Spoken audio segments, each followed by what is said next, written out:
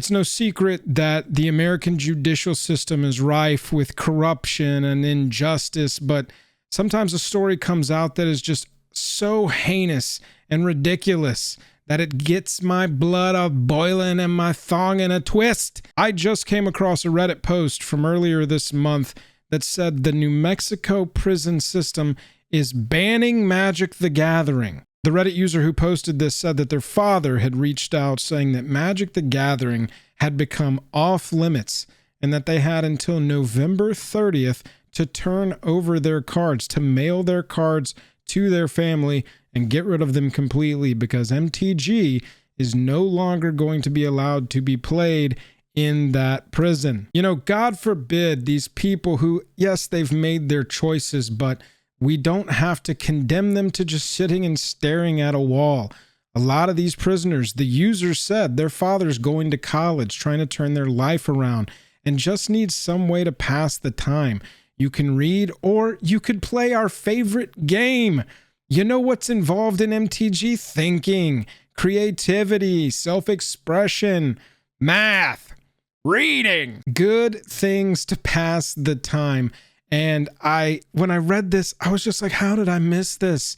What privilege do I have where I've just been stuffing my face with turkey and ham and filling for the last 5 days, and there are people who are not even allowed to chill and play their favorite game. The Reddit post for this is like 20 days old, and so I'm late to the game on this, but when I saw it, I just had to speak on it. It's really something to me that is a head scratcher. I get that in prison, you can't allow the inmates to barter or trade or have alternate forms of currency. And even if Wizards doesn't want to admit it, there is a secondary market for these cards. I guess the New Mexico prison would be the tertiary market. You know, who knew that your Jace the Mind Sculptor could be worth a couple cigarettes? I'm making jokes about it and I'm being a bit reductive, but this issue does actually matter to me. When I read this, I just had to speak on it, because even though these people are there for a reason, they made their decisions, at least we hope, I don't think that we should condemn them just to sit and stare at a wall. A lot of these people want to get better and want to rehabilitate, or at least just want to pass the time and not go insane. If they want to play a game, let them play a game. I'm sure that there's some way that we can figure out the prison economy for MTG cards. Do we need PCG player? I don't even know what that is. Prison CG player. The jokes on this one are really difficult to make, y'all. It's telling that when you go into a thread like this, where all of the comments are insanely supportive, that this community just doesn't feel like this is an appropriate response. The top comment when I clicked on the Reddit post was, MTG legit got me sober. Hard to imagine what good can come of this. I'm telling you, a lot of people that have been in our community that have spoken to me about the game have said that the game has contributed to turning their life around. You know, if you're buying Magic cards, you don't have any money to spend on alcohol or heroin. I promise you won't have a single dollar left over. But whether this is some form of gambling being considered or some, alternative currency trading, bartering thing, maybe it's causing fights. Maybe we need to get that part under control. But I think the game itself, whether or not we're using the real cards, that could be very beneficial to all of these men and women in this prison system. So from the alternative currency aspect, I guess I can understand it. You really can avoid a lot of problems, I guess, if it's not being used as a proxy for money. But if the actual real cards are the problem, would you allow proxies? I'm pretty sure I know at least one community that might get together and send a big old box of proxies to a prison so that the inmates can play MTG and make their time a little bit better. Get them hooked on a better drug. I don't know. This got me really curious if this was the only place that had ever done this, or if this was something that had popped up in other locations.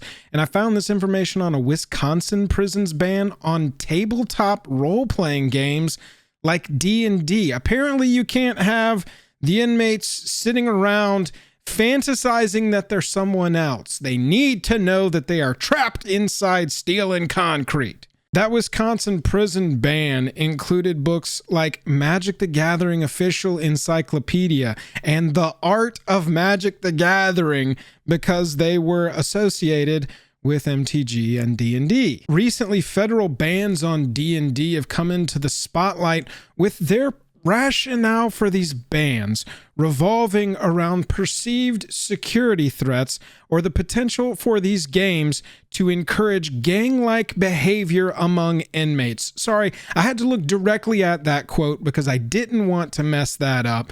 The games could potentially encourage gang-like behavior among inmates. What are we doing? The Wisconsin one I was telling you about got all the way to federal courts. That Wisconsin inmate sued that correctional institution for confiscating the D&D stuff, arguing that his rights were being violated, which agree, but the court dismissed that suit with the prison's security supervisor comparing the structure of D&D to that of a gang. Any of y'all ever rolled a natural 20 and just had to go out and break into somebody's car and steal it? The Pennsylvania Department of Corrections had previously banned all of the D&D manuals under categories that encourage violence or insurrection.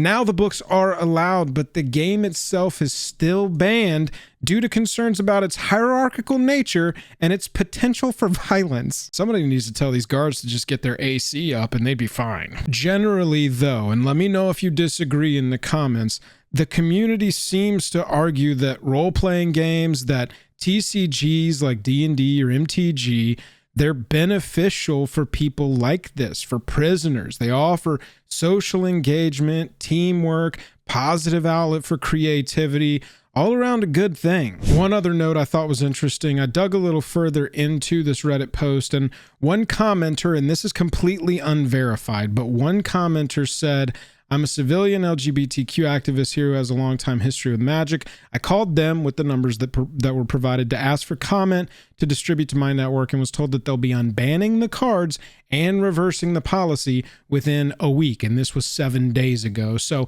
I'm trying to dig further on that and see if that's real. It was posted on Reddit, so you have to go dig to find out if it's true.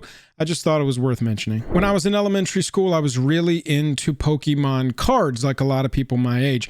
We didn't play the game at all, but we had them in big binders and we'd carry them around with us and trade and show them off.